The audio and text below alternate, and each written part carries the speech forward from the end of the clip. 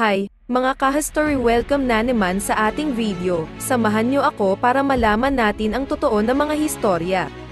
Populasyon ng Pilipinas sa pagtatapos ng 2023, aabot sa 115 million ayon sa Commission on Population and Development. Posibleng abutin ng 115 million ang populasyon ng bansa sa pagtatapos ng taong kasalukuyan, batay sa 1.6% annual growth rate ng populasyon ng bansa.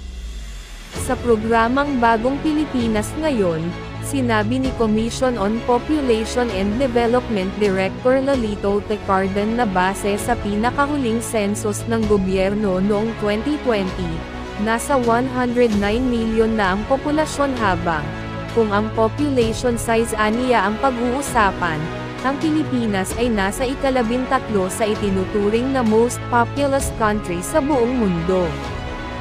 Sa Asia-Pacific region naman, pang-7 ang Pilipinas. Nagpasalamat naman ang opisyal sa pag-aproba ni Pangulong Ferdinand Marcos Jr. sa Philippine Population and Development Plan of Action 2023 hanggang 2028. Ito ay tutugan sa mga hamong kinahaharap ng Pilipinas sa usapin ng populasyon at para ma-maximize rin ang demographic opportunities ng bansa.